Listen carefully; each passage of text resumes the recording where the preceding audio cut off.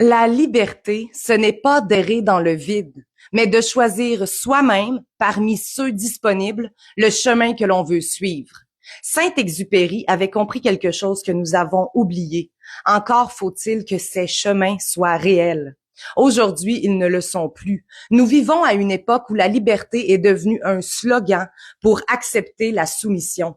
On nous parle de démocratie, de sécurité, de progrès, pendant que chaque crise mondiale justifie un nouveau contrôle. Chaque guerre, une nouvelle restriction. Chaque peur, une nouvelle loi.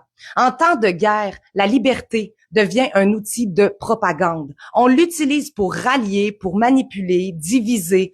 On nous dit que nous devons nous battre pour la liberté. Mais c'est jamais la nôtre, c'est celle de l'ordre mondial qui décide qui parle, qui agit, qui obéit.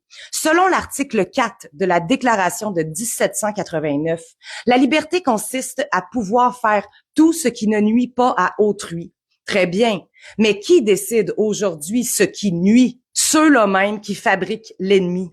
Et même entre nous, on décide qui a le droit de parler et qui ne l'a pas. Cette liberté, ce n'est plus un droit, c'est un permis, un accès conditionnel accordé à ceux qui se conforment, retiré à ceux qui dérangent. On nous dit que nous sommes libres de nous exprimer, mais uniquement si nos mots restent dans les limites du discours autorisé.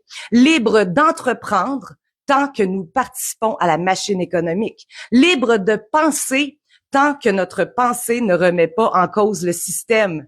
On nous fait croire que la liberté, c'est choisir entre deux partis, deux marques, deux versions d'un même mensonge. Mais tout est centralisé, surveillé, uniformisé. Les algorithmes décident de ce que nous voyons, les médias décident de ce que nous croyons et les lois décident jusqu'où nous pouvons aller. Et pendant que nous vivons dans cette illusion de choix, on écrit notre avenir sans nous. On nous éduque à obéir sans poser de questions, à confondre sécurité et soumission, à voir la censure comme une protection et la conformité comme une condition. La liberté qu'on nous a vendue n'est plus une conquête, c'est un programme, un protocole d'acceptation sociale, une récompense numérique pour bons citoyens.